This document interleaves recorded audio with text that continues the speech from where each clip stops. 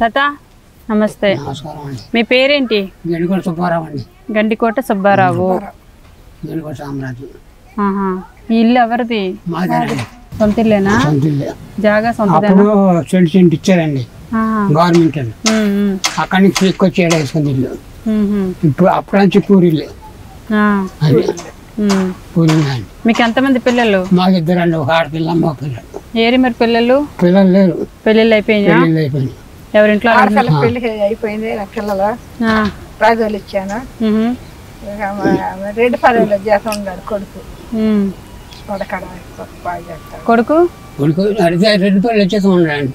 రెడ్డిపల్లిలో జీతం పెట్టానండి కొడుకుని. కొడుకుని జీతం పెట్టారా? ఎంత వస్తుంది జీతం?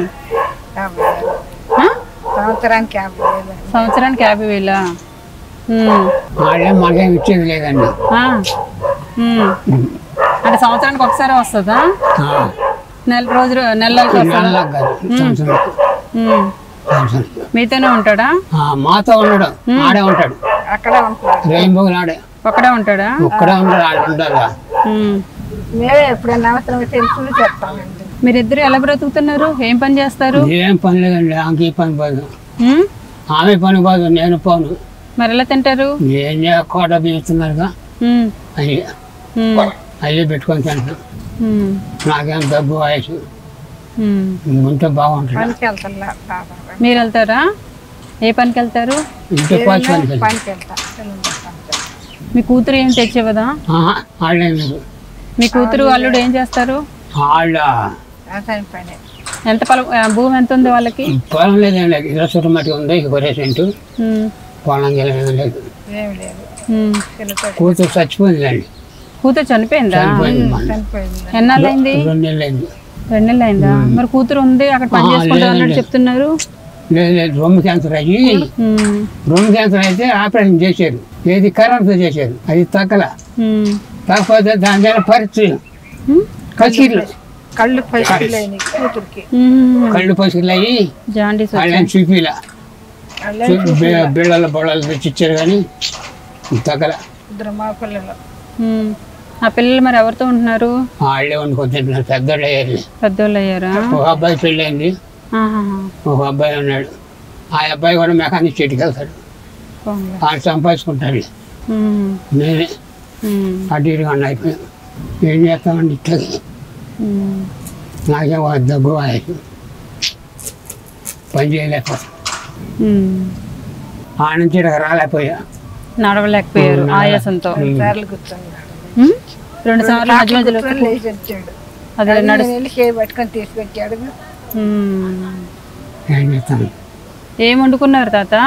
ఇంకేం వండలేదమ్మా. మధ్యాహ్నం ఏం వండుకున్నారు?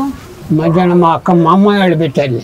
వేరే వాళ్ళు ఎవరైనా? వేరే వాళ్ళు వాళ్ళు భోజనం చేసి పాటు వచ్చాం. ఏం కూర తెచ్చుకున్నారు? వంకాయ కూర. వంకాయ కూర తెచ్చుకున్నారా? మరి ఇప్పటికి కూర ఏం అనుకుంటున్నారు? ఏదో అనుకుంటాం. రేషన్ అది వస్తుందా మీకు? పెన్షన్ వస్తుందా మీకు? నాకు వస్తుంది. ఎంత? 2,500. 2,500 వస్తుందా? టైంకి వస్తున్నాయా? పెళ్ళి అయింది మీ కొడుకుకి? అయింది కానీ వదిలిపెట్టిపోయిందండి. ఎందుకని? పిల్లడు కత్తి తిక్కలుగా ఉంటాడు. మీ అబ్బాయి తిక్కలోడా?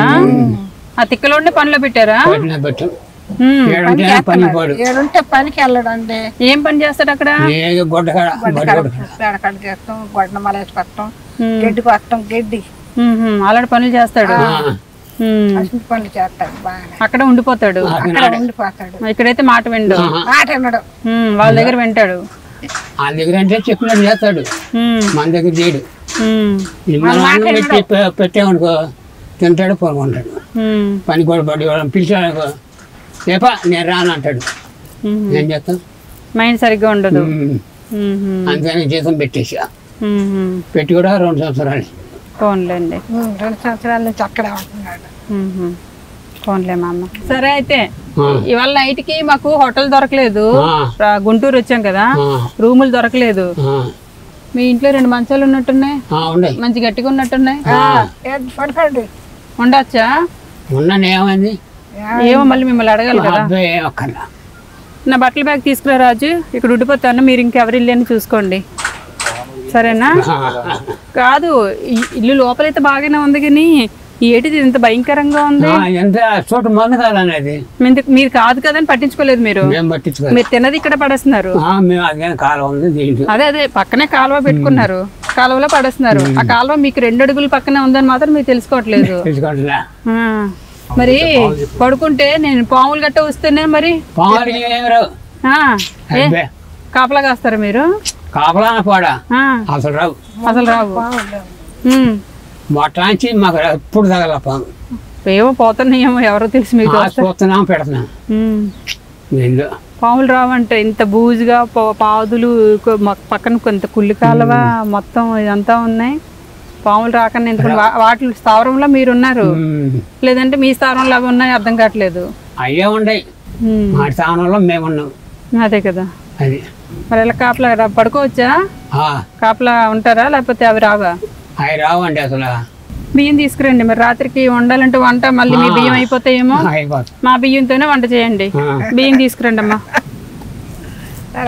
4గురికి వంట చేయండి, మిగతా బియ్యం మీరే తీసేసుకోండి. మాకు వండగా మిగిలిన బియ్యం మీరు తీసుకోండి.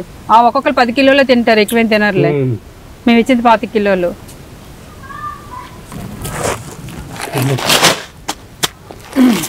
ఇక బియ్యం తాత, బియ్యం ఇవి నాకైతే 3 కిలోలు సరిపోతాయి. నేను తక్కువ తింటాను, నేను చాలా తక్కువ తింటాను, 3 కిలోలే తింటాను. వీళ్ళు మాత్రం 10 కిలోలు తింటారు ఒక్కొక్కరు. 4గురు ఉన్నారు, నాతో కలిపితే 5గురు. మరి బియ్యం సరిపోతాయా?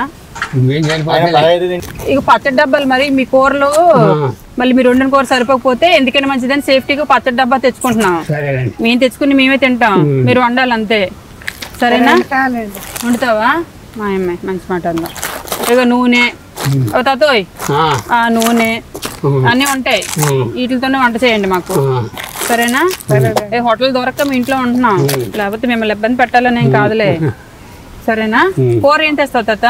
ఏదోటి అంటే ఎలాగవుతుంది? ఏం కూర తెస్తావు చెప్తే దాని తగ్గ మేము ప్లాన్ చేసుకుంటాం. మీరు కాదు తాత, మీరు తింటారు, మేము ఉంటాం అంటున్నాం. నైట్కి మరి తింటాం కదమ్మా, వచ్చాము ఒక ఇంట్లో ఉన్నామంటే కనీసం ఏదో వండాలి కదా. తాత ఏముంటుందా తాత?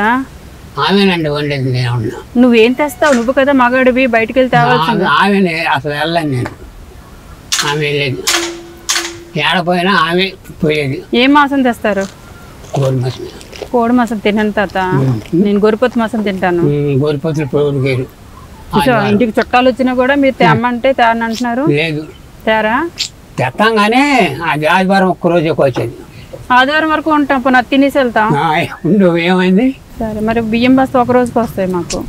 ఒక్కరోజు కూడా 2 రోజులు, ఒక్కరోజు రాని చాలు. సరేలే మరి ఉంటే ఉండిపోతే పో అన్నావు. గొరిపొత్తు మాసం కావాలి తాత అంటే మేము తేమో కోడి మాసం తెస్తాం అంటావు. సరేలే మరి ఏం చేస్తాం. ఈ చీరలో కూడా జాకెట్ ఉంటుందమ్మా. నీకు కాదు, నువ్వు చీరలు కడతావా? నేను చీరలు కట్టను, అందుకే నీకు చెప్పట్లేదు.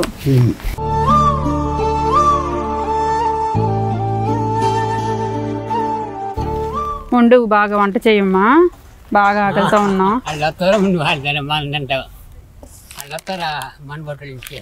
నువ్వు వండుతావా? ఫస్ట్ నువ్వు వండితే వస్తాం.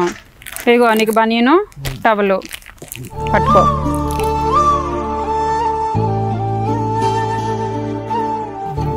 ఇక మర్చిపోయాను నీకు లుంగి కూడా. లుంగి, బనీను, టవలు నీకు, చీర లంగా జాకెట్ మీకు. గొరిపొత్తు మాసం తెచ్చు. నిజమే తాత, మీ ఆవిడ బాగుంటుందని ఇక పక్కింటి ఆవిడ చెప్పింది నాకు. గొరిపొత్తు మాసం ఉండదండి, ఇంటికో అబద్ధం చెప్తున్నా. గొరిపొత్తు మాసం ఉండదు. ఆ డబ్బులు నేను చూస్తే నాకు ఎందుకు భయం అవుతుంది. ఇగో నువ్వేనే తెచ్చమ్మా గొరిపొత్తు మాసం. ఆమెకే ఇస్తాను, ఎందుకంటే ఆడవాళ్ళు కొంచెం జాగ్రత్త పడతారు. 3000. సుబ్బారావు గారు సామ్రాజ్యం అమ్మకి మనం ఈరోజు హెల్ప్ చేసాము. పిల్లలు ఉన్నారు, ఒక కొడుకున్నాడు, కానీ తన మైండ్ సరిగ్గా స్టెబిలిటీగా ఉండదు, ఏదో తెంగరగా అట్లా ఏదో ఉంటాడు. ఎవరో ఇంట్లో పాలేరు కింద పెట్టారనమాట. ఆవులకి గేదెలకి కిందన క్లీన్ చేసే పని ఏదో పెట్టారు. నెలకి 4000 ఇస్తారు ఆ అబ్బాయి పనిచేసినందుకు గాను. కూతురు ఉంది కానీ కూతురు అనారోగ్యంతో చనిపోయారు. వీళ్ళిద్దరూ వచ్చిన ఫంక్షన్తోనే ఈ గుడిసెలోనే ఇద్దరు నివసిస్తున్నారు. సో అందుకనే మనం ఈ ఫ్యామిలీని ఎంచుకోవడం జరిగింది. నాకు తోచిన సహాయం కూడా చేసి ఇక్కడి నుంచి వెళ్తున్నాను. ఇప్పుడు మాకు సాయంత్రం 6:30 అయిందండి, చీకటి కూడా అయిపోయింది. పొద్దున్ననగా స్టార్ట్ చేస్తే చీకటి అయ్యే వరకు చేయడం జరిగింది. మా ఫేసులు కూడా మాడిపోయాయి. ఇవాళకి ఇక రెస్ట్ తీసుకొని రేపు మళ్ళీ ఒక ఫ్రెష్గా మళ్ళీ ఒక బామ్మగారి దగ్గరికి తాతయ్య గారి దగ్గరికి వెళ్ళి సర్వీస్ చేద్దాం.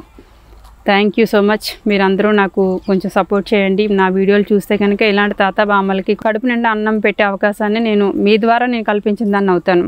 కాబట్టి మీరందరూ నాకు సపోర్ట్ చేసి నా వీడియోలు చూస్తే చాలు. థ్యాంక్ యూ అమ్మ. వెళ్ళొస్తాను. సామ్రాజ్యం బామ్మగారు.